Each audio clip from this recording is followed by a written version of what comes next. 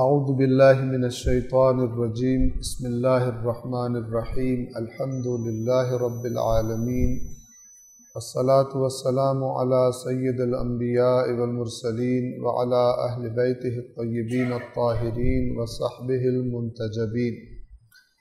سورۃ البقرہ آیت نمبر 260 سے تلاوت۔ اعوذ باللہ من الشیطان الرجیم بسم اللہ الرحمن الرحیم وَإِذْ قَالَ إِبْرَاهِيمُ رَبِّ أَرِنِي كَيْفَ تُحْيِي الْمَوْتَى قَالَ أَوَلَمْ تُؤْمِنْ قَالَ بَلَى وَلَكِنْ لِيَطْمَئِنَّ قَلْبِي قَالَ فَخُذْ أَرْبَعَةً مِّنَ الطَّيْرِ فَصُرْهُنَّ إِلَيْكَ ثُمَّ اجْعَلْ عَلَى كُلِّ جَبَلٍ مِّنْهُنَّ جُزْءًا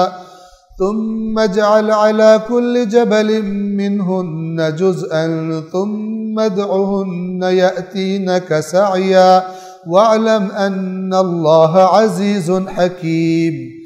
مَثَلُ الَّذِينَ يُنْفِقُونَ أَمْوَالَهُمْ فِي سَبِيلِ اللَّهِ كَمَثَلِ حَبَّةٍ أَنبَتَتْ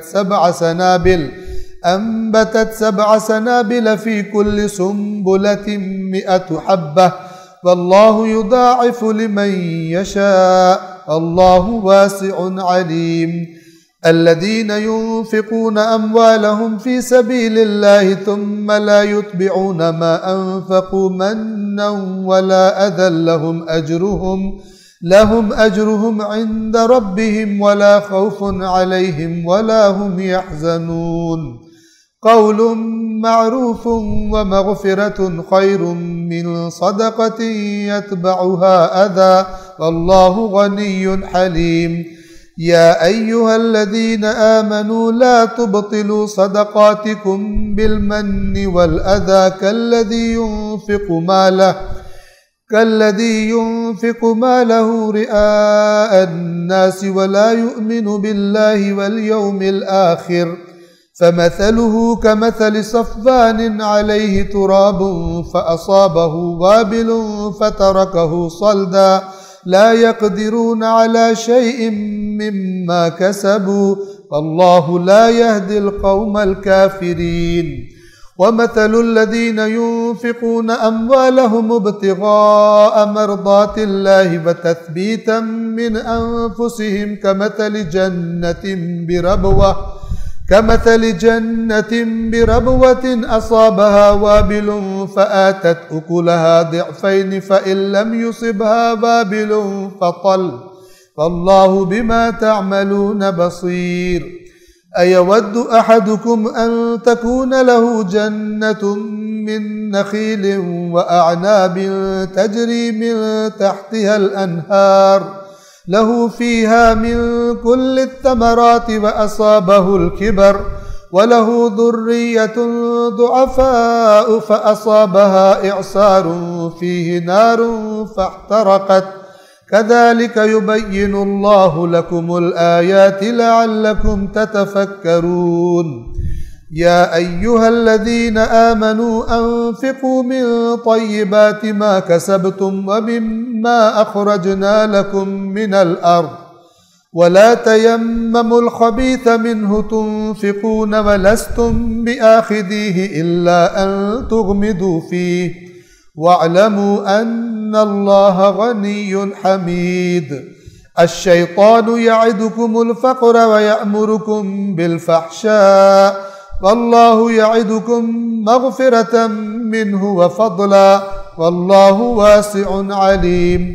يؤتي الحكمة من يشاء ومن يؤت الحكمة فقد أوتي خيرا كثيرا وما يذكر إلا أولو الألباب۔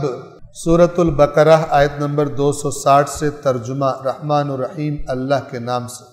وَإِذْ قَالَ إِبْرَاهِيمُ رَبِّ أَرِنِي كَيْفَ تُحْيِي الْمَوْتَى، اور یاد کرو جب ابراہیم نے کہا اے میرے رب مجھے دکھا تو مردوں کو کیسے زندہ کرتا ہے۔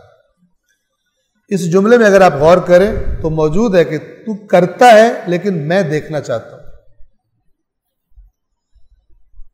یہاں پر اللہ نے آگے سے سوال کیا قال اولم تؤمن، فرمایا کہ کیا تو ایمان نہیں رکھتا؟ قال بلا، رکھتا ہوں،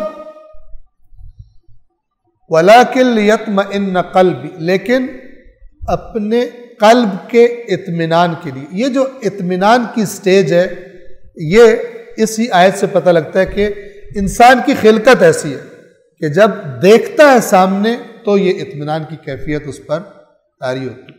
تو حضرت ابراہیم نے فرمایا کہ اطمینان قلب کے لیے، یعنی میں دیکھوں گا تو قال فخذ اربعۃ من الطیر، اللہ نے فرمایا کہ 4 پرندوں میں سے 4 قسم کے پرندے پکڑ لو۔ تو روایات میں ہوتا ہے ایک مور تھا، ایک کوا تھا، پتہ نہیں، ایک 4 مختلف پرندے تھے، ایک کبوتر تھا، اور اس طرح۔ فَصُرْهُنَّ إِلَيْكَ، اور ان کو اپنے آپ سے مانوس کر۔ اور اپنے آپ سے مانوس کرنے کا مطلب یہ بھی تھا تاکہ جب وہ بعد میں آئیں گے تو تو پہچان لے، یہ وہی والے ہیں، اللہ نے چینج نہیں کیے، ایک ایک چیز ان کی وہی ہوگی، ٹھیک ہے نا۔ بعض اوقات ہوتا ہے چیز ملتی جلتی ہوتی ہے، غور سے دیکھو بندہ کہتا ہے نہیں یہ وہ نہیں ہے، کوئی اور، ٹھیک ہے۔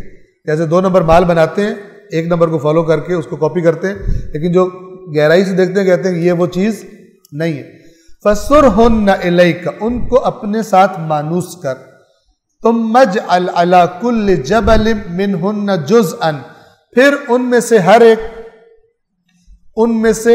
ایک جز ہر پہاڑ پر رکھ دے۔ تو وہ 4 پہاڑ تھے، مثلا 4 چوٹیاں تھیں، ان حضرت ابراہیم کو حکم دیا گیا کہ ان کو ذبح کرو اور ان کے گوشت کو آپس میں مکس کر دو، اور مکس کرنے کے بعد 4 حصے کرو، ٹھیک ہے۔ اب مکس ہو گئے سارے 4 حصوں کو 4 پہاڑوں پہ، چوٹیوں پہ جا کے رکھ دیا۔ تم مدعوہن، پھر ان کو پکار، یأتینک سعیا، تو یہ تیزی سے سعی کرتے ہوئے، جیسے ایک پالتو جانور کو انسان جب بلاتا ہے تو فوراً بھاگ کے آتا ہے، اس طرح یہ تیرے پاس آ جائیں گے۔ وَعْلَمْ أَنَّ اللَّهَ عَزِيزٌ حَكِيمٌ، اور جان لے کہ اللہ غالب ہے، یعنی جو کام کرنا اس زبردست ہے، وہ ہر کام کر لیتا ہے، حکیم اور حکمتوں والا ہے۔ اس سے اگلی آیات، بہت ساری آیات کس کے بارے میں ہیں؟ انفاق کے بارے میں۔ مثل الذین ينفقون اموالهم فی سبیل اللہ، ان لوگوں کی مثال جو اپنے مالوں کو اللہ کے راستے میں خرچ کرتے ہیں، کمثل حبۃ انبتت 7 سنابل، ان کے مال کی مثال اس دانے کی طرح، ایک دانے کی طرح کہ جس میں سے 7 بالیاں نکلتی، 7 خوشے نکلتے۔ فی کل سنبلۃ 100 حبہ، اور ہر ایک بالی یا خوشے میں 100 دانے ہوتے ہیں، یعنی ایک کے بدلے میں کتنے ہو گئے؟ 700۔ تو یہاں پہ کہا جو اپنا مال اللہ کے راستے میں خرچ کرتا۔ اور میں دنیا کی مثالیں دیتا ہوں تاکہ بات سمجھ میں آ جائے۔ اگر انسان کو گارنٹی ہو کہ میں اگر فلان کمپنی میں اپنا 1 لاکھ روپیہ لگاؤں تو مجھے کچھ عرصے کے بعد کتنا ملے گا؟ 700 لاکھ، ٹھیک ہے نا۔ انسان دوڑ کے جو ہے کہیں سے قرضہ لے کے وہاں پر مثلا رکھا دے۔ اللہ تعالیٰ فرما رہا ہے کہ جو اللہ کے راستے میں مال خرچ کرتے ہیں ان کے مال کی مثال اس دانے کی ہے، یعنی جو بھی خرچ کیا ہے وہ ایک تھا، ٹھیک ہے نا، یا وہ جتنی بھی مقدار میں تھا، ٹھیک ہے، مثال سے سمجھایا جا رہا ہے کہ وہ اگے، اس میں 7 بالیاں ہوں، ہر بالی میں جو اس نے دانہ لگایا تھا اس جیسے ہر ایک میں 100 تو 700 بنے، اور یہ کثرت بتانے کے لیے، ورنہ اللہ تعالیٰ بغیر حساب بھی قرآن میں بات کرتا ہے۔ فَيُضَاعِفَهُ لَهُ أَضْعَافًا كَثِيرًا، کثیر ملٹی پلائی کر دے اللہ تبارک و تعالیٰ۔ یہ ساری کی ساری ترغیب والی باتیں، اور انسان کے ذہن میں اگر سوال آئے کہ بالآخر ڈبل والا ہے، 7 گنا والا ہے، 7 کون سا ہے، یہ ڈیپینڈ کرتا ہے کہ کتنا خلوص اور کتنی کوالٹی ہائی تھی اس کام، کوانٹٹی نہیں کوالٹی، ٹھیک ہے، اس کی نیت کتنی خالص تھی۔ انفاق کا معنی کیا ہے؟ انفاق کا لفظ ہے نون، فے اور قاف، نفق۔ نفق عربی زبان میں کہتے ہیں غار کو، جو زمین کے اندر سوراخ کھودا جائے، یا اگر آپ حج کے لیے گئے ہوں یا عمرے کے لیے تو آپ نے دیکھا ہوگا مکہ میں ٹنلز ہیں، ان ٹنلز کو نفق لکھا ہوتا ہے اوپر، نفق فلان نفق فلان. تو نفق کیا ہے؟ یعنی خالی جگہ، ارد گرد کی جگہ بھری ہوئی ہے، اندر سے خالی ہے. ٹھیک ہے. انفقہ جس سے انفاق ہے اور انفقو ہے. انفقہ یا انفاق کہتے ہیں اس خالی ٹنل کو بھر دینا. ٹھیک ہے. انفقت تو یعنی وہ جو خالی جگہ تھی میں نے اس کو بھر دیا. انفاق یعنی خالی جگہ کو بھرنا. اب یہاں سے اس خرچ کا جو ہے نہ صرف یہ کہ خرچ ہے بلکہ ٹارگیٹڈ اور سمجھداری سے خرچ ہے. کیوں؟ ہو سکتا ہے کہ میں موڈ میں آیا ہوں پیسے لگانے کے، اللہ تعالیٰ کے راستے میں نے آج خرچ کرنا ہے، جی میں نے بڑا درس سنا فلان ہے، اور سوچے سمجھے بغیر وہاں لگا دوں جہاں ضرورت ہی نہیں تھی، یا وہاں لگا دوں جہاں کم ضرورت تھی. کوئی گیپ نہیں فل ہوا اس سے. لیکن میں دیکھوں کہ سب سے زیادہ ضرورت کہاں پر ہے. دین کے بہت سارے اللہ کے کام ہیں، سب سے زیادہ خلا کہاں پر، کہاں پیچھے رہ گئے ہم، وہاں پر میں لگاؤں. توجہ فرما رہے. یہ انفاق کسے کہتے ہیں؟ کہ جو کسی خلا کو بھرے، کسی کمی کو دور کر رہا ہو، اور وہ کمی چھوٹی بھی ہو سکتی ہے اور وہ کمی بڑی بھی ہو سکتی ہے. تو پھر وہی بات آ جائے گی، جتنی انسان کی معرفت ہے وہ وہاں پہ انویسٹ کرتا ہے، وہاں پر خرچ کرتا ہے. کوئی بھی نیکی کرے انسان پیسے خرچ کر کے ثواب ملے گا، لیکن اگر اس کی معرفت سمجھتی کہ اس وقت کون سی چیز زیادہ امپورٹنٹ، اور وہ بھی تب انسان کو سمجھ آتا ہے جب انسان نے دین کو سمجھو. ورنہ بعض لوگ سمجھتے ہیں سب سے اچھا کام یہ ہے کہ ایک دیگ پکا کے کھلا دی جائے. لوگ جہالت، علم پر کتنی تاکید ہے، کسی کو پڑھا دینا. آپ ایک بندے کو ایک ٹائم کھانا کھلا دیں اور مثلا ایک بندے کو پڑھا دیں، یعنی اسی مقدار میں کھانا کھلاتے رہیں اور ایک بندے کو آپ پڑھا دیں. جس دن آپ کھانا روکیں گے وہ پھر ویسے کا ویسا ہوگا. لیکن جس کو آپ نے پڑھا دیا ہے، جب وہ پڑھ گیا آپ نے اس کو سپورٹ کرنا چھوڑ دیا، اب وہ خود اپنے آپ کو سپورٹ کر سکتا ہے. وہ کام کرنے دونوں ہیں، کرنے دونوں چاہیے، بھوکوں کو بھوکا نہیں چھوڑنا ہوتا. لیکن وہ کام کے جو وہ مثال دیتے ہیں کہ بجائے مچھلی کھلانے کے مچھلی پکڑنا سکھا دو. کیونکہ جس کو تم نے مچھلی کھلانی ہے اس کو ہر روز تم نہیں لا کے دینی ہے، وہ کھائے گا. لیکن اگر اس کو کھلاؤ بھی ساتھ سکھاؤ بھی، کچھ عرصے کے بعد وہ خود مچھلی کھانے والا ہو جائے گا. ہو سکتا ہے وہ کسی دوسرے کو مچھلی کھلانے والا بن جائے. تو وہ چیزیں کہ جو آہستہ آہستہ مثلا غربت کو دور کرنے کا سبب بن جائے، ان کا اجر بھی آپ کی معرفت اور آپ نے فکر کی، تفکر کیا. تو تفکر کے بارے میں بہت ساری روایات ہیں. تفکر عبادات میں سے، برترین عبادات میں سے. تو یہ انسان کا فہم جیسے ہوتا ہے اس کے مطابق وہ دیکھتا ہے کہ مجھے کہاں پر خرچ کرنا چاہیے. تو بہرحال جو لوگ اپنا مال اللہ کے راستے میں خرچ کرتے ہیں اس کی مثال اس دانے کی سی ہے جس کی 7 بالیاں اگ آئیں، جن میں ہر بالی کے اندر 100 دانے ہوں. واللہ یضاعف لمن یشاء، اور اللہ جس کو چاہتا ہے دگنا کر دیتا ہے. واللہ واسع علیم، اور اللہ وسعتوں والا اور علم والا. کس کو کتنا بڑھانا ہے اللہ جانتا ہے، اس نے کیا لگایا ہے اور کیا اس کو واپس کرنا ہے. اور جتنا بھی خدا دینا چاہے، یہ واسع کس کی طرف اشارہ ہے؟ یہ مت سمجھنا کہ اللہ اتنا کہاں سے دے گا. واسع، اور اللہ کو کیسے پتہ چلے گا؟ مثلا فرض کریں میری کوئی بات پتہ چلے گی نہیں پتہ چلے گی. علیم، اور علم بھی دائمی، علیم کا علم بھی دائمی اور گہرا ہوتا ہے. پھر انفاق کرنے والوں کو فوری طور پر ایک خرابی کی طرف توجہ دلوائی کہ جو بعض اوقات انسان جب کسی پہ احسان کرتا ہے، ہیلپ کرتا ہے، امکان ہوتا ہے کہ وہ خرابی اس کے اندر آ جائے. الذین ينفقون اموالهم فی سبیل اللہ، جو لوگ اپنا مال اللہ کے راستے میں خرچ کرتے ہیں، ثم لا يتبعون ما انفقوا منا ولا اذى، اور پھر خرچ کرنے کے بعد نہ تو احسان جتاتے ہیں نہ اذیت کرتے ہیں، تکلیف دیتے ہیں. بعض اوقات کیا، ایک بندے کی میں نے ہیلپ کر دی اور اس کے بعد جہاں نظر آتا ہے، چاہے وہ لوگوں میں کھڑا ہو جہاں بھی ہو، یاد ہے نا میں نے تجھے 10 روپے دیے تھے، اس کو ذلیل کیا وہاں پر، ٹھیک ہے. یا آپ نے اس سے کہا کہ مثلاً تھوڑا سا کام میرا کر دو گے، اس نے کہا کہ میری مجبوری ہے، بعد میں کس ٹائم کہا ابھی نہیں کر سکتا. کیسا احسان فراموش اور گھٹیا انسان ہے تو. یاد ہے تجھے میں نے ہیلپ کی تھی اور آج مجھے ضرورت پڑی ہے کہ تجھے بہانے یاد آ گئے. یہ اللہ منع کر رہا ہے، اللہ تعالیٰ اس سے منع کر رہا ہے. اور جن کی شان میں وہ آیات اتری ہیں وہ کیا فرماتے ہیں؟ وَيُطْعِمُونَ الطَّعَامَ عَلَىٰ حُبِّهِ مِسْكِينًا وَيَتِيمًا وَأَسِيرًا. وہ کیا کہتے ہیں؟ إِنَّمَا نُطْعِمُكُمْ لِوَجْهِ اللَّهِ، ہم تمہیں صرف اللہ کے لیے کھلا رہے ہیں، اللہ کی رضا کے لیے. لَا نُرِيدُ مِنْكُمْ جَزَاءً وَلَا شُكُورًا، نہ تم سے ہم کوئی بدلہ چاہتے ہیں کہ ہم جو تمہیں کھلایا ہے تم بھی ہمیں کوئی کام کرو ہمارے لیے. وَلَا شُكُورًا، یہ تو دور کی بات، اصلاً شکریہ کی بھی ہمیں خواہش نہیں ہے، چونکہ ہم نے تو کیا ہی اللہ، ڈائریکٹ معاملہ اللہ کے ساتھ ہے ہمارا.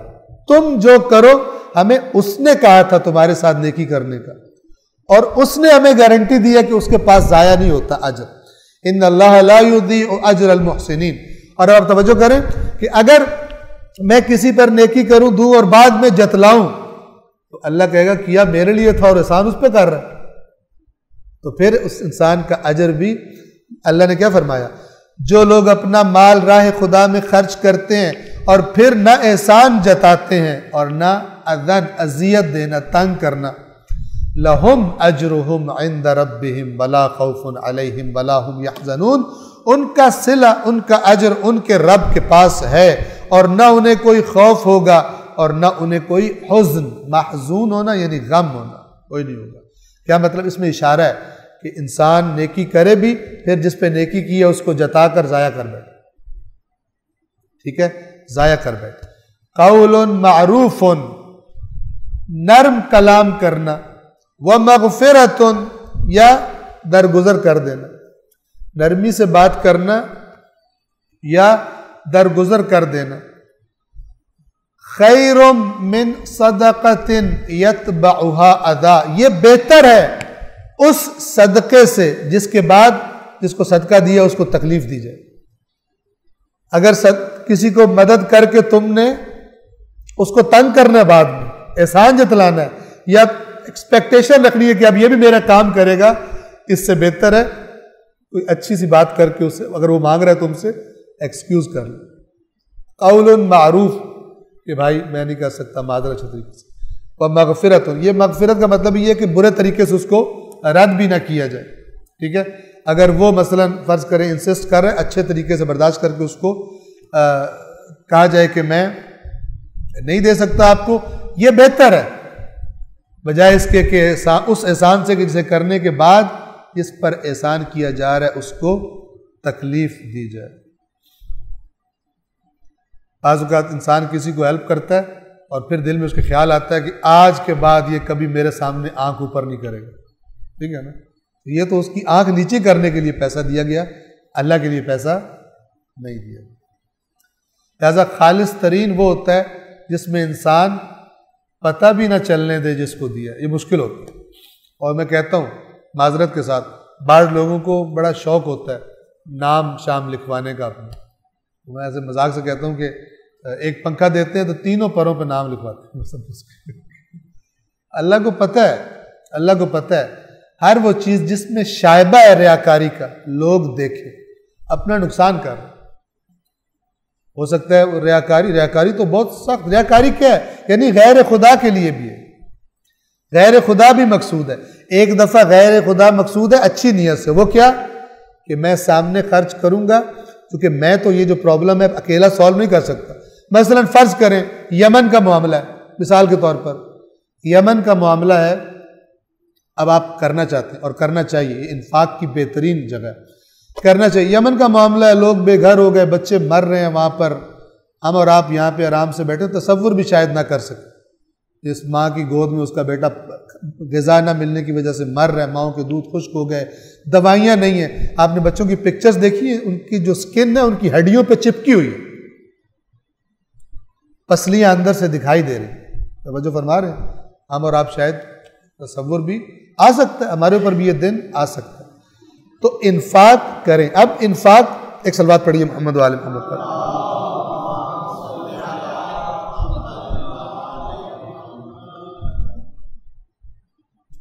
انفاق اس انفاق کے لیے مثلا میں نے یمن کے لیے کرنا ہے. اب میں جتنا بھی چودھری ہوں، مالدار ہوں، میں اکیلا تو یمن کا مسئلہ حل نہیں کر سکتا، لیکن مجھے پتہ ہے کہ اگر میں دوستوں کے سامنے کہوں کہ میں مثلا اتنے پیسے دے رہا ہوں تو میرے دوست بھی اس میں شامل ہو جائے. اب یہ وہ جگہ ہے جہاں پر اعلانیہ خرچ اعلانی. کیوں؟ کہ جو مقصد ہے وہ زیادہ اچیو ہوگا، وہ زیادہ حاصل ہوگا دکھا کے. ورنہ اگر یہ بات نہ ہو، کوئی مصلحت نہ ہو دکھا کے خرچ کرنے میں، تو پھر وہ جس میں کہا جاتا ہے کہ اس طرح دو کہ اگر دایاں ہاتھ دے تو تمہارے بائیں ہاتھ کو بھی نہ پتا ہو کہ کس کے ہاتھ میں دیا، اور جس کو دیا جا رہا ہے اس کو نہ پتا ہو کس نے. ورنہ ایک اپنے دل میں وہ روایات ہیں کہ امام نے ہیلپ کی اور پردے کے پیچھے سے پکڑائے. کوئی مدد کرنے لینے کے لیے آیا تھا، امام اٹھ گئے جہاں اصحاب کے ساتھ بیٹھے تھے اور وہ شخص بیٹھا تھا، آ کے ہیلپ کی درخواست کی. امام اٹھ کے گئے اندر اور اندر سے پردے کے پیچھے سے آواز دی اس شخص کو کہ آ کے لے لو، اور پردے کے پیچھے سے پکڑایا اس کو. اور بعد میں لوگوں نے سوال کیا کہ ہو سکتا ہے وہ آپ کا شکریہ ادا کرنا چاہتا ہو، آپ نے پردے کے پیچھے اس کو پکڑا دیا، وہ صحیح طرح آپ کو یعنی تھینک یو بھی نہیں کہہ سکا. تو امام نے فرمایا کہ میں وہ جو احسان جس پر کیا جائے اس کی آنکھوں میں جو ایک احسان مندی ہوتی ہے وہ دیکھنے کی میرے میں ہمت نہیں تھی، میں نے اس لیے اس کی آنکھوں سے آنکھ نہیں ملانی چاہیے. اس قدر انسانیت کا احترام ہے کہ وہ ایک احسان مندی والی آنکھوں سے مجھے دیکھے بھی نہیں. درجات ہیں، ظاہر بات ہے یہ روایات انسان کو ترغیب دیتی ہیں کہ اپنے آپ کو انسان خالص کرے، بہتر سے بہتر کی طرف لے کر. کوئی گناہ نہیں ہے سامنے دینا، لیکن وہ جس کا درجہ پھر اور اوپر ہوتا ہے وہ کہتا ہے کہ صرف اللہ کے لیے ہوتا جائے، اور دوں بھی اس طرح کہ وہ جو خدا کی مخلوق جس کو دے رہا ہوں اس کو بھی کوئی تکلیف نہ ہو. اور آپ اگر اس کو اس طرح دے کہ اس کو پتہ بھی نہ چلے کہاں سے آیا تو پھر وہ کیا کہے گا؟ کدھر سے آیا؟ اللہ کی طرف سے آیا. مطلب خالص اس کے ذہن میں بھی کیا آئے گا؟ یعنی آپ کا مال ہوگا اور وہ کس کا مال بن جائے گا؟ اللہ. اس کے ذہن میں بھی ہوگا. ورنہ جب میں دے رہا ہوں سامنے پھر وہ کہے گا کہ اللہ کے ساتھ میرا بھی خیال آئے گا اس کو. لیکن جب آپ بالکل غائبانہ دے رہے ہیں تو وہ کیا کہے گا؟ یہ اللہ نے میری ہیلپ کی، اور خدا اس سے حتماً زیادہ راضی ہوگا کہ اس نے اس طرح دیا کہ اپنا اس نے نشان بھی بیچ میں نہیں آنے دیا. البتہ ظاہر ہے کہ یہ ہم نیک کام کرتے بھی چاہتے ہیں تو کر تو دیا ہے، تو کیا جو ہمارا بھی تھوڑا سا نام آ جائے تو پتہ چل جائے گا لوگوں. صلوات پڑھیے محمد والے.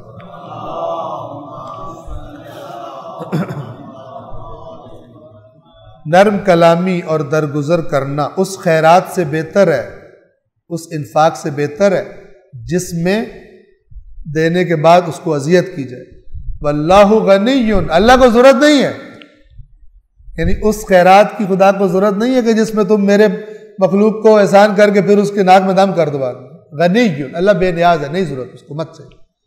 حلیم، ایک لفظ میں اشارہ ہوتا ہے برداشت کرنے والا، یعنی جو لوگ یہ کام کرتے ہیں خداوند عالم پکڑ کر سکتا ہے لیکن برداشت کرتا ہے، اس کی مخلوق کو اذیت کرتے ہیں ان پر احسان کرنے کے بعد. خداوند عالم بے نیاز بھی ہے اور برداشت کرنے والا بھی ہے. یا ایھا الذین آمنوا لا تبطلوا صدقاتکم بالمن والاذی، اے ایمان والو اپنے صدقات کو برباد نہ کرو، باطل نہ کرو، احسان جتا کر اور تنگ کر کے، اذیت کر. کیا مطلب؟ نیک کام کیا، آپ نے احسان جتایا، اس کو تنگ کیا، کہیں اس کو رسوا کر دیا، میں نے تو تجھے یہ کیا تھا، وہ جو خرچ کیا تھا ضائع ہو گیا، باطل ہو گیا. اے ایمان والو اپنے صدقات کو باطل نہ کرو. اب آپ توجہ فرمائیں، بات شروع میں کیا لفظ آیا؟ انفاق. اب آپ کو پتہ چلے کہ صدقہ کیا ہے؟ انفاق ہے. اور انفاق کیا ہے؟ صدقہ ہے. یہ نہیں ہے کہ وہ صدقہ جو فقیر کو دیتے ہیں وہی صدقہ ہوتا ہے، وہ ایک رائج ہو گیا لفظ. ہر خدا کے راستے میں خرچ کرنا کیا ہے؟ صدقہ ہے. ٹھیک ہے. اور وہ بھی جو ہے نا وہ واجب صدقے کے بارے میں ہے کہ مثلا غیر سید کی زکوٰۃ یا غیر سید کا فطرہ جو واجب صدقہ ہے وہ سید نہیں، ورنہ سادات کی ہیلپ غیر سادات کر سکتے. صدقہ وہ صدقہ ہی ہوتا ہے. ہم نے صدقے کو ایک خاص ایک ٹرم بنا لیا، ورنہ اللہ کے راستے میں جو بھی خرچ ہے وہ کیا ہے؟ وہ صدقہ ہے۔ اے ایمان والو اپنے صدقات کو، یہ بات انفاق کی ہو رہی ہے، انفاق صدقہ، صدقہ انفاق ہے، احسان جتا کر اور تکلیف اذیت دے کر اپنے صدقات کو، اپنے انفاق کو باطل نہ کرو، ضائع نہ کرو۔ کالذی، اللہ مثال دیتا ہے سمجھانے کے لیے، اس شخص کی طرح کہ جو کیا کرتا ہے، ينفق مالہ رئاء الناس، اس شخص کی طرح کہ جو اپنا مال خرچ کرتا ہے لوگوں کو دکھانے کے لیے، خدا کے لیے نہیں۔ اس کی مثال دی جا رہی ہے۔ ہو سکتا ہے یہ جو صدقہ دینے کے بعد، ہیلپ کرنے کے بعد تنگ کر رہا ہے، اس نے ریاکاری نہ کی ہو لیکن تنگ کر رہا ہے، تو اللہ کہہ رہا ہے کہ جس طرح وہ ریاکار کا ضائع ہو جاتا ہے اسی طرح اس سے بھی، چونکہ منع کس سے کیا جا رہا ہے، غور کریں، یہ اسے کہتے ہیں تدبر، صرف غور سے آیت کو دیکھنا، آپس میں سے لنک کرنا تاکہ اصل مقصد واضح ہو جائے۔ یعنی کسی پر احسان جتانا اور کسی کو تنگ کرنا صدقہ دے کے ایسے ہی باطل کر دیتا ہے جیسے ریاکار کا صدقہ باطل ہوتا ہے، ریاکار کا اللہ منہ پہ مارتا ہے اسے۔ اس شخص کی طرح تم اپنے صدقات کو باطل نہ کرو جو لوگوں کو دکھانے کے لیے خرچ کرتا ہے، اور اس سے خطرناک بات وَلَا يُؤْمِنُ بِاللَّهِ وَالْيَوْمِ الْآخِرِ، اور اس کی جڑ ریا کی کہاں ہوتی ہے، اللہ اور قیامت پر ایمان نہیں ہوتا۔ اگر ہوتا تو پھر اللہ سے بہتر کون سی نیت تھی کہ اس کی خاطر جس نے بہترین اجر دینا ہے، اور جو اجر قیامت کے دن کام آئے گا، گویا کہ اس کا نہ اللہ پر ایمان ہے نہ قیامت پر ایمان ہے، اس کا ایمان لوگوں پر ہے، لوگوں میں میرا نام بنے، جس پر ایمان ہے ان پر توجہ ہے۔ اگر اللہ اور قیامت پر ایمان ہوتا تو پھر تو خالص کرتا، لوگوں کے سامنے ریاکاری نہ کرتا۔ بہت بہترین انداز ہے قرآن مجید کے سمجھانے کا۔ پھر ایک اور مثال دی، فَمَثَلُهُ كَمَثَلِ صَفْوَانٍ، یہ جو اس طرح کے خرچ کرتے ہیں اس کی مثال ایک چٹان کی سی، ایک ایسی چٹان علیہ تراب، اس پر کچھ مٹی ہے، فَأَصَابَهُ وَابِلٌ، اور اس پر بارش زور سے برستی ہے، فَتَرَكَهُ صَلْدًا، تو وہ صاف ہو جاتی ہے، مٹی بھی ہٹ جاتی ہے، چٹان نکل آتی ہے۔ اوپر کیا کہا تھا، جو خدا کے راستے میں خرچ کرتے ہیں وہ دانہ اگتا ہے، 7 بالیاں نکلتی ہے، 700 ہو جاتا ہے، اور جو کسی کو تکلیف دے یا ریاکاری کرے وہ کیا ہے، تھوڑی سی مٹی تھی جس میں وہ دانہ لگا، بارش پڑی، دانہ بھی گیا، مٹی بھی گئی، اور چٹان رہ گئی، پیچھے کچھ بھی نہیں ہوگا، وہ جو لگایا تھا وہ بھی ضائع ہو گیا، وہ بیج بھی ضائع ہو گیا۔ یہ قرآن مجید کی مثالیں ہیں۔ فَأَصَابَهُ وَابِلٌ، ایک زور کی بارش برسی اس پر، فَتَرَكَهُ صَلْدًا، اور اس کو اس نے صاف کر کے چھوڑ دیا۔ لَا يَقْدِرُونَ عَلَى شَيْءٍ مِّمَّا كَسَبُوا، اور جو انہوں نے کسب کیا تھا، ٹھیک ہے، اپنے اعمال کا کچھ بھی اجر نہیں پائیں گے، وہ دانہ بھی بہا کے لے گئی، اس کا جو ریاکاری تھی یا اس کا جو اذیت کرنا تھا یا احسان جتانا تھا۔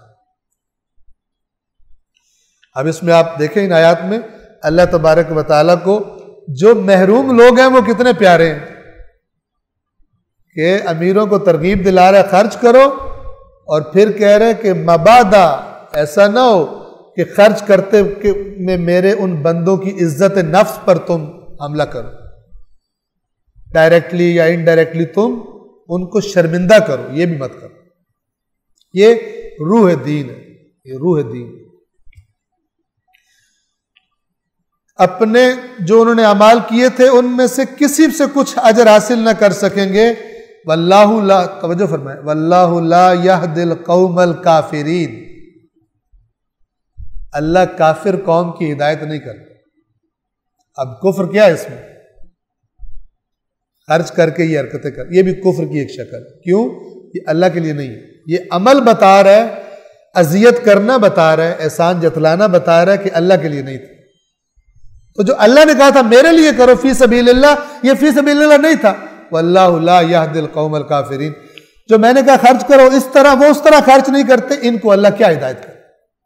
پتہ چلنے کے بعد بھی اپنے آپ کو سامنے لانا چاہتے ہیں، اپنے آپ کو بڑا بنانا چاہتے ہیں۔ صلوات پڑھیے محمد و آل محمد۔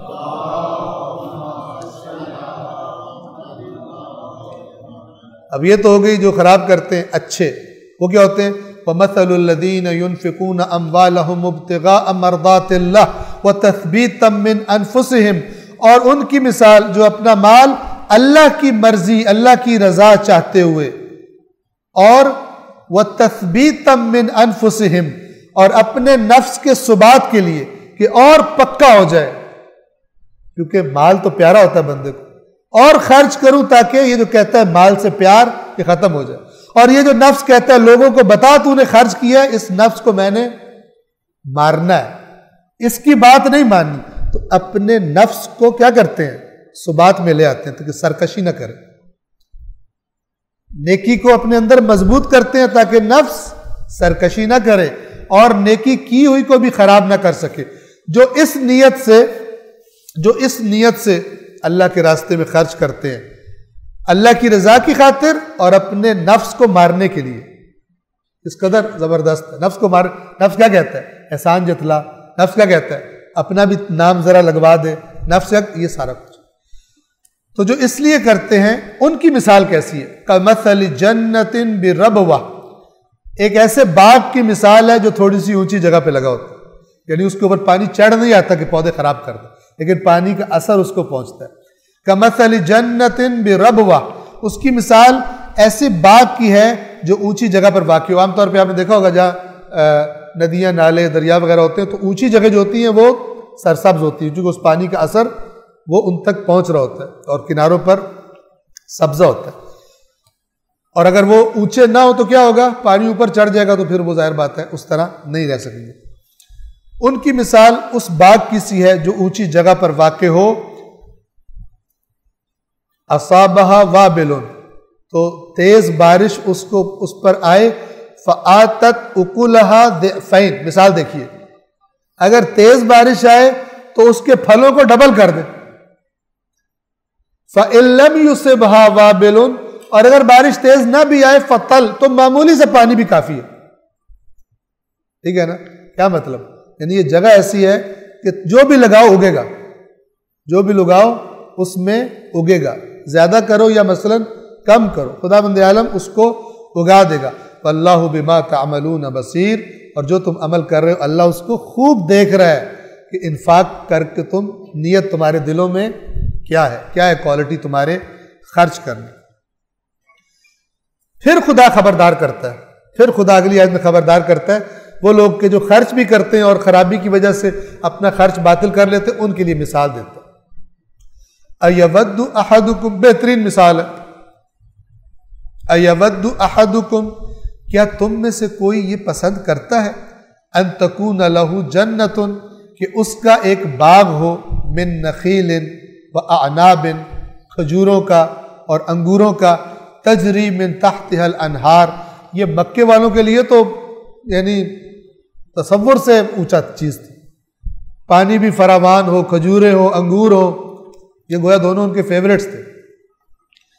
کیا تم میں سے کوئی یہ پسند کرتا ہے کہ اس کے لیے ایک باغ ہو جس میں کھجوریں لگی ہوں، انگور ہوں اور نیچے نہریں جاری ہوں، لہو فیہا من کل الثمرات، اور ہر قسم کے پھل ہوں اس کے لیے اس باغ میں، وَأَصَابَهُ الْكِبَرُ، اور اس پر بڑھاپا آ جائے۔ بڑھاپے میں بندے کو اور ضرورت ہوتی ہے، پہلے تو محنت کر کے لگا سکتا ہے نا، بڑھاپا بھی آ جائے اس پر، وَلَهُ ذُرِّيَّةٌ ضُعَفَاء، اور اس کے چھوٹے چھوٹے بچے ہوں کہ جو خود بھی محنت نہیں کر سکتے۔ یعنی یہ جو تمہارے صدقات ہیں یہ ایسے ہیں جیسے وہ باغ۔ اب سوچو تم میں سے کوئی چاہتا ہے کہ اس نے یہ باغ لگایا ہو، اب اس پر بڑھاپا آ جائے اور بچے بھی چھوٹے چھوٹے ہوں، فَأَصَابَهَا إِعْصَارٌ فِيهِ نَارٌ فَاحْتَرَقَتْ، تو اچانک ناگہاں یہ باغ ایک ایسے بگولے کی زد میں آ جائے جس میں آگ ہو اور وہ اسے جلا کر راکھ کر، اب نہ خود لگانے پہ قدرت رکھتا ہے، نہ وہ چھوٹے چھوٹے بچے جو اس کی اولاد ہے وہ کچھ کر سکتے، وہ تو ڈوب گیا۔ اللہ فرماتا ہے کذالک یبین اللہ لکم الآیات لعلکم تتفکرون، اس طرح اللہ اپنی آیات کو تمہارے لیے کھول کر بیان کرتا ہے تاکہ تم فکر کرو۔ یعنی یہ کوئی اس میں تکبر میں نہ آ جائے، میں تو اتنے پیسے ڈونیٹ کر رہا ہوں، میں تو یہ کرتا ہوں، فلان کرتا ہوں۔ دیکھے اللہ محتاج نہیں ہے کہ اس کو ڈونیشن چاہیے، ایک تو ڈونیٹ کر رہا ہے تو اپنے مال کو صاف کرے، پہلے مال کو صاف کرے، چوری کا بیج لا کے اپنے باغ میں لگا دوں, پیچھے جو FIR کٹے گی, اگر پولیس کو پتہ چل گیا تو وہ کہیں گے نکال یہاں سے. ٹھیک ہے, تو ایک تو مال پاک ہو. مال پاک کرنے کے بعد یہ سب چیزوں کو ایک لفظ بولا جائے تو وہ کیا ہے؟ تقویٰ. جب مال کمانا ہے تقویٰ حلال کمائے گا, لگانا ہے تقویٰ یعنی بچنا, اس طرح نہ لگاؤں غلط جگہ لگا دوں, صحیح جگہ لگاؤں جہاں اللہ چاہتا ہے. اس کے بعد لگانے کے بعد تقویٰ, اب خراب نہ کروں اس کو, اس لیے تقویٰ قرآن میں بہت زیادہ ریپیٹ ہوتا ہے. کذالک یبین اللہ لکم الآیات لعلکم تتفکرون, اس طرح اللہ تمہارے لیے اپنی آیات کو یبین تبیین کرتا ہے, زیادہ بیان کرتا ہے, کھول کے بیان کرتا ہے. لعلکم تتفکرون, تاکہ تم فکر کرو اور بغیر سوچے سمجھے اپنے جذبات میں آ کر اپنے ان صدقات کو خراب نہ کر بیٹھو. آپ دیکھیں یہ پورا انفاق چل رہا ہے, بہت کم ایسے موضوعات ہیں جو اتنے زیادہ خداوند عالم نے اور ان کی باریکیاں بھی بتائی ہوں کہ کرنا کیسے اور پھر خراب بھی نہیں کرنا. اب اگلی آیت بھی اسی موضوع پر ہے. یا ایھا الذین آمنوا, اے ایمان والو, انفقوا من طیبات ما کسبتم, جو پاکیزہ چیزیں تم کسب کرتے ہو کماتے ہو اس میں سے خرچ کرو. وَمِمَّا أَخْرَجْنَا لَكُم مِّنَ الْأَرْضِ, اور اس میں سے بھی جو ہم نے تمہارے لیے زمین سے نکالا ہے. اگر کھیتی باڑی اور وہ کرتے ہو زمین سے نکلتا ہے, ویسے کمائی کی ہے, نوکری ہے, کاروبار ہے, وہ کیا ہے, یا کھیتی باڑی ہے, جو بھی کیا ہے اس میں سے خرچ کرو. لیکن وَلَا تَيَمَّمُوا الْخَبِيثَ, اور ردی چیز خرچ نہ کرو, ردی چیز ارادہ نہ کرو. یعنی جب بھی تمہیں ارادہ ہو کہ میں نے خدا کے راستے میں دینا ہے کچھ, تو تمہارے ذہن میں آئے پچھلے سال کے وہ کپڑے پرانے پڑے ہوئے تھے وہ خرچ کر دیتے. ٹھیک ہے نا, یہ نہیں ہے کہ وہ انسان رکھے اور دے دے. وہ بھی کچھ لوگ ہوتے ہیں جو پرانوں پہ ہو جاتے ہیں, لیکن یہ ہائی کوالٹی کی بات ہو رہی ہے, یہ جو ہے ذرا اوپر کی کلاس کی بات ہو رہی ہے. کہ ایسا نہ ہو کہ جب خدا کے راستے میں خرچ کرنے کا خیال آئے, جب خود لینے جاؤ اپنے لیے تو کہو کہ میں تو فلانا برانڈ اور مثلا اونچی لیول کی چیز لوں گا, اور جب خدا کو دینے کی باری آئے تو سب سے نیچے جو ردی مال پڑا ہوا ہے وہ دے دو. یہ بھی اس کا مطلب ہے کہ ابھی نچلے لیول پر انسان کھڑا ہوا. وَلَا تَيَمَّمُوا الْخَبِيثَ, خبیث کا ارادہ نہ کرو, یعنی وہ جو مال ردی مال ہے, گھٹیا مال ہے, اس کا ارادہ نہ کرو. مِنْهُ تُنْفِقُونَ, کہ اس میں سے تم انفاق کرتے ہو. وَلَسْتُمْ بِآخِذِيهِ إِلَّا أَن تُغْمِضُوا فِيهِ, اور اگر تمہیں وہ لینا پڑے تو اس وقت تک نہیں لوگے جب تک کہ قیمت کم نہ کروا لو. آپ دکان پہ گئے, ٹھیک ہے, آپ چیز لینے لگے, اس نے کہا اتنی قیمت ہے, ٹھیک ہے, آپ نے کہا ٹھیک ہے, لینے لگے تو وہ مال دیکھا آپ نے کہ یہ تو ردی مال ہے, آپ کہیں بھائی یہ اس قیمت پہ نہیں لوں گا. خود دیکھ لو, مال ہلکا ہے تو قیمت کم کرو. اللہ تعالیٰ یہ کہہ رہا ہے کہ وہ نہ خرچو کہ اگر وہ تمہیں لینا پڑے تو قیمت کم کرا کے لوگے, ردی مال نہ لو. وَعْلَمُوا, جان لو, أَنَّ اللَّهَ غَنِيٌّ, اللہ کو نہیں ضرورت, تمہیں ضرورت ہے. غنیٌّ اس غنی کا لنک ہے کہ کوئی یہ نہ سمجھے کہ میں اللہ پہ احسان کر رہا ہوں, اللہ پہ کوئی احسان نہیں ہے. ہاں وہ خود کہتا ہے کہ میں شکر گزاری کروں گا, لیکن اصل حقیقت یہ ہے کہ اللہ بے نیاز ہے, اسے کسی کی ضرورت نہیں ہے. ترغیب دلانے کے لیے کہتا ہے مجھے قرض چاہیے, مجھے دو قرض. ترغیب دلانے کے لیے کہتا ہے کہ جو میری مدد کرے گا میں اس کی مدد کروں گا, ورنہ اسے نہ کسی کی مدد کی ضرورت ہے نہ کسی قرضے کی ضرورت ہے. اس نے کہا قرضہ لے کے دینا ہے, مثلا اللہ تعالیٰ نے کہا شاپنگ کرنی ہے, ٹھیک ہے نا, جہاں اللہ کے پیسے کم پڑ گئے ہیں کہ وہاں مثلا اللہ تعالیٰ کو ضرورت نہیں چاہیے, لیکن یہ ترغیب کے لیے.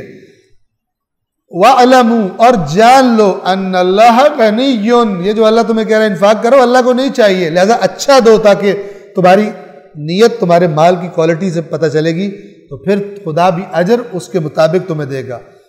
أَنَّ اللَّهَ غَنِيٌّ حَمِيدٌ, خدا بے نیاز بھی ہے اور قابل ستائش ہے. اور یہ ہم جو ہوتی ہے جس سے حمید بنا, وہ احسان کرنے والا اپنی مرضی سے, وہ تو لائق حمد ہے. تو جو اتنا اونچا ہو اس کو ردی مال دو گے, جب اس کی باری آئے تو اس کے نام پہ ردی مال, اپنے لیے تم سب سے ہائی کوالٹی مال. تو یہ جو چوتھے پارے کی جو شروع میں پہلی آیت ہے، کون سی ہے؟ لن تنالوا البر حتی تنفقوا مما تحبون، ہرگز تم نیکی کو نہیں پا سکتے، نیکی یعنی وہ ہائی کوالٹی، پیک،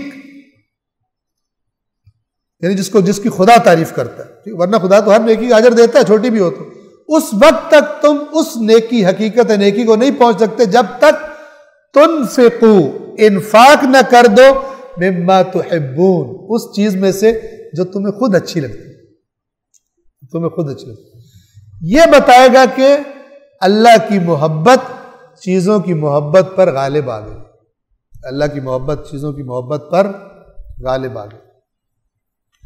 مہاجرین جب ہجرت کر کے آئے تھے تو انصار کے بارے میں قرآن نے الفاظ استعمال کیے، یؤثرون، عجیب ہے، والذین تبوؤا الدار، سورۃ الحشر میں یہ آیات ہے، پہلے مہاجرین کا تذکرہ ہے، پھر اس کے بعد والذین تبوؤا الدار والایمان من قبلہم، اور وہ لوگ جو اب فقیر ہو گئے، اوپر آیتیں وہ چل رہی، کس کو یہ اس مال میں سے کس کو پیسہ دیا جائے گا؟ پہلے مہاجرین کا تذکرہ ہے کہ جو اس وجہ سے فقیر ہو گئے کہ ان کو گھر بھی چھوڑ دیے، انہوں نے مال بھی چھوڑ دیے اللہ کے راستے میں، اور دوسرے اگلی آیت میں یہ فرمایا کہ اور ان فقیروں کو دیا جائے گا، یہ کون فقیر ہیں؟ جو فقیر تھے نہیں، وہ موقع ایسا تھا، عام حالات میں خدا کو پسند نہیں ہے، یاد رکھیے، عام حالات میں خدا کہتا ہے اس طرح نہ کرو کہ بعد میں پچھتاتے رہو کہ اپنے خرچے بھی نہ چلا سکو، خود فقیر ہو کے بیٹھ جاؤ، لیکن کچھ موقع ایسے آتے ہیں کہ جس میں پھر اللہ کہتا ہے جان بھی اور مال بھی سب چاہیے، سب کچھ چاہیے، اور وہ ابتداء اسلام کی جنگوں میں لوگ سارا گھر صاف کر کے اٹھا کے لے آتے تھے رسول اللہ کی خدمت، کہتے تھے میں بھی حاضر ہوں، اور یہ جو میرے گھر میں اور ان کے سامان میں کوئی ٹرکوں والے نہیں آتے، ٹرکوں پہ فرنیچر لاد رہے ہوں، بیچاروں کچھ بھی نہیں ہوتا تھا، لیکن جو ہوتا تھا پھٹا پرانا لا کے رسول اللہ کو دے دیتے تھے، کہتے تھے یہ بھی حاضر اور ہم بھی حاضر، تو اللہ نے ایسے نہیں تعریف کی۔ پھر کہا کہ وہ مہاجرین جو اب اس حالت کو پہنچ گئے ہیں، وہ انصار کہ جو اپنے بھائیوں کی ہیلپ کرتے کرتے خود ان کے حالات خراب ہو گئے، بھائیوں کی ہیلپ کی، جنگوں میں لگایا، خود ہو گئے کم ہو گئے پیسے، اب کیا ہوگا؟ یہ آیات سورہ حشر میں ہے، یہ وہ مال ہے کہ جو یہودیوں کو نکالا تھا اور مال غنیمت پھر آیا تھا، اس کے بارے میں کہا جا رہا ہے والذین تبوؤا الدار، اور ان لوگوں کو دیا جائے گا، یہ ان لوگوں کے لیے مال ہے جنہوں نے اپنا گھر تیار کیا، کس کے لیے؟ جب لوگوں نے ہجرت کر کے آنا تھا، ٹھیک ہے نا، اب بعض اوقات کوئی ویسے مہمان مجبوری میں آ رہا، دل کرتا کب جائے گا، یہ نہ ہی آئے تو کہیں اور چلا جائے، تو ہزار بہانے بنانا شروع ہوتے۔ والذین تبوؤا الدار، اور وہ جو خدا کے راستے میں ہجرت کر کے آ رہے تھے ان کے لیے انہوں نے اپنا گھر تیار کر دیا، والایمان، اور اپنا ایمان تیار کیا، یعنی وہ گھر کیوں تیار ہوئے؟ کیونکہ اندر ایمان تھا، انہوں نے ان کے لیے تیاری کر دی۔ یحبون من ہاجر الیہم، یہ قرآن کی گواہی ہے، جو ہجرت کر کے ان کی طرف آتا ہے یہ اس کی محبت کرتے، یحبون من ہاجر الیہم، یہ اس سے محبت کرتے ہیں جو ہجرت کر کے ان کے پاس آیا ہے۔ ولا یجدون فی صدورہم حاجتا مما اوتوا، اور ان کو جو بھی دے دیا جائے تھوڑا بھی ہو تو یہ اپنے دل میں کوئی تکلیف محسوس نہیں کرتے، میرے جو کیوں کم دے دیا، فلانے کو کیوں زیادہ دے دیا۔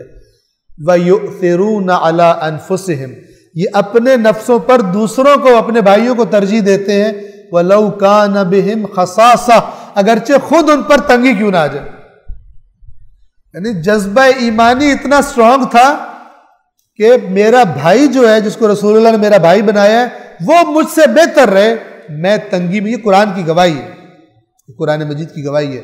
یؤثرون علی انفسہم، دوسروں کو ترجیح دیتے ہیں، وَلَوْ كَانَ بِهِمْ خَصَاصَةٌ، اگرچہ خود ان کو تنگی برداشت کرنی پڑے، ٹھیک ہے نا، خود ان کو تنگی برداشت کرنی پڑے۔ یہ سب کے سب درجات ہیں کہ جو انسان کا ایمان اس سے کرواتا ہے جتنا مضبوط ہو۔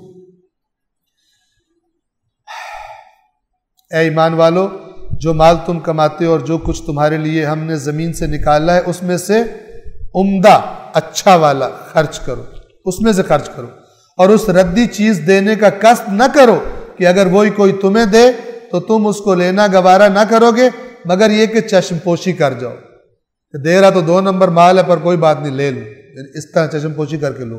ایک ہے کہ جس کو لیتے ہو بندے خوشی ہوتی بہت، ایک ہے ردی مال، مثلا اگر وہی مال کوئی تمہیں دے تو چشم پوشی کر کے ہی لوگے، ویسے نہیں لوگے۔ اور جان لو کہ اللہ بڑا بے نیاز اور لائق ستائش ہے۔ الشیطان یعدکم الفقر۔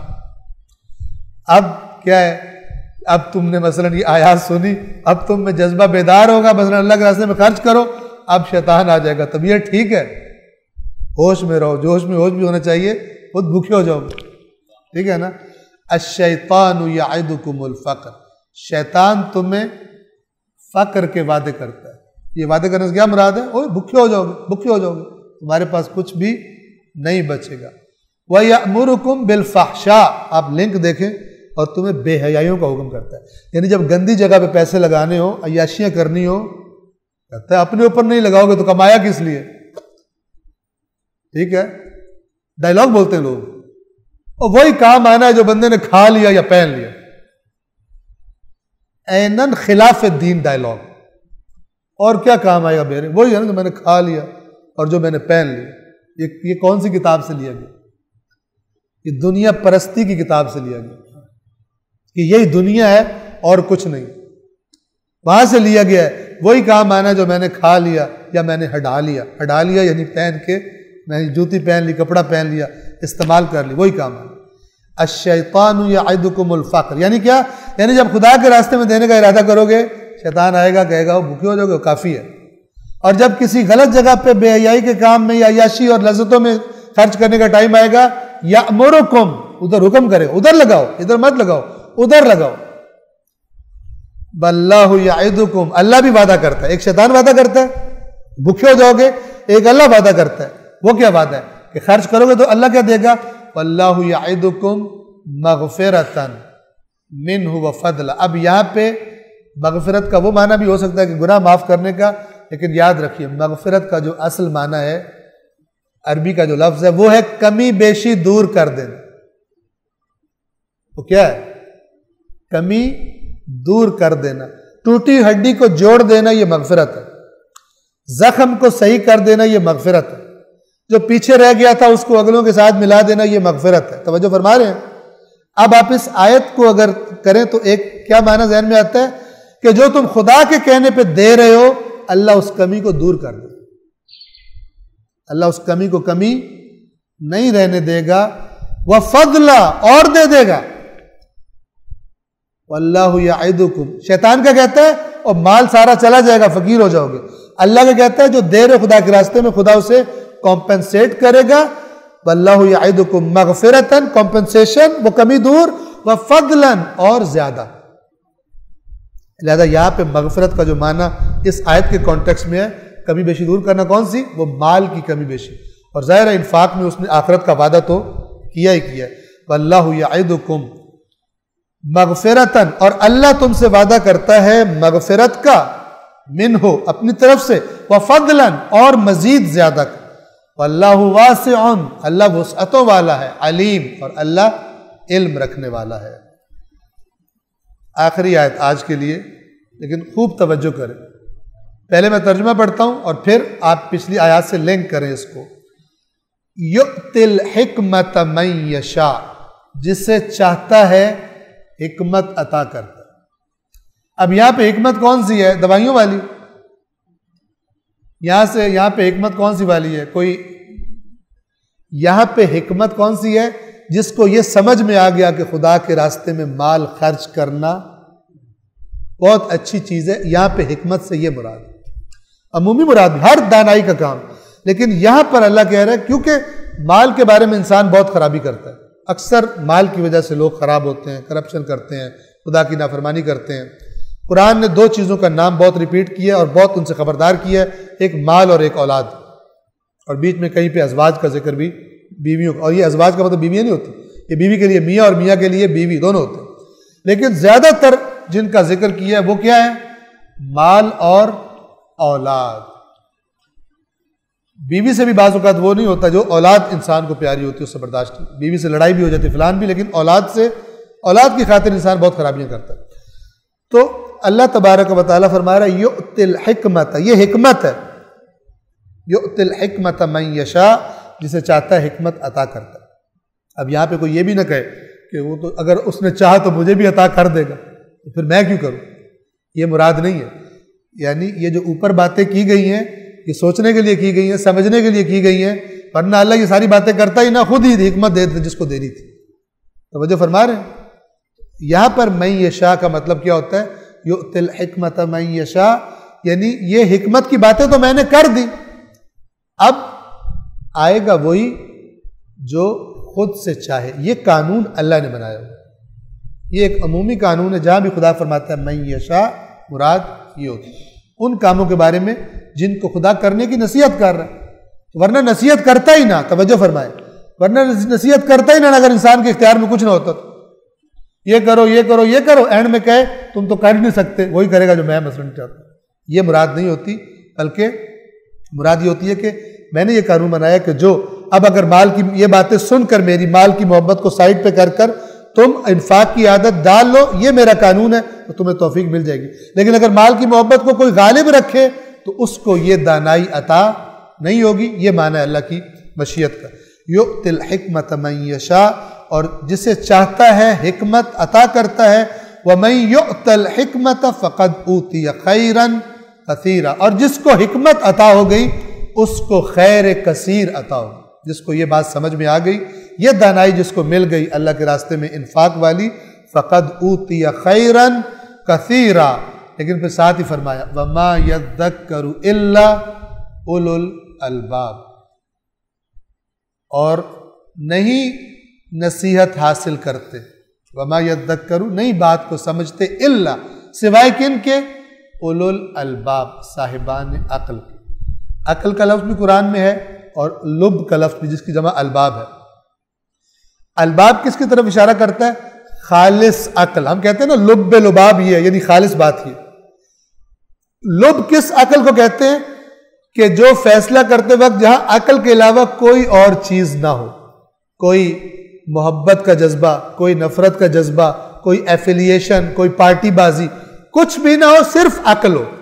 اللہ کیا فرما رہا ہے؟ دیکھیں قرآن کتنا ایکیوریٹ ہے، کتنا باریک، یعنی یہ بات تمہیں تب سمجھ آئے گی کہ جب تم خالص عقل سے سوچو گے، لیکن اگر عقل کے ساتھ ساتھ مال کی محبت بھی رکھی ہوئی ہے تو پھر یہ حکمت تمہیں عطا نہیں۔ وما یذکروا، یہ نصیحت نہیں لیں گے، نہیں سمجھیں گے اس بات کو، الا اولو الالباب، مگر وہ لوگ جو خالص عقل سے کام لیں، کہ جو جذبات اور احساسات سے بلیک میل نہیں ہوتی، پھر وہ جذبات اپنی مرضی کا فیصلہ عقل سے کروا دیتے ہیں۔ ورنہ خالص عقل، جو اس عقل کا خالق ہے، وہ کہہ رہا ہے کہ یہ لوگ خالص عقل والے میری نصیحت کو سنیں گے، یہ سمجھیں گے، اور انہی کو یہ حکمت پھر عطا بھی ہوگی۔ پروردگار عالم سے دعا ہے، پروردگار بحق قرآن کریم، بحق محمد و آل محمد، ہمیں قرآن مجید کو اور اہل بیت اطہار کی تعلیمات کو پڑھنے کی، سننے کی، سمجھنے کی اور ان پر عمل کرنے کی توفیق عطا فرما۔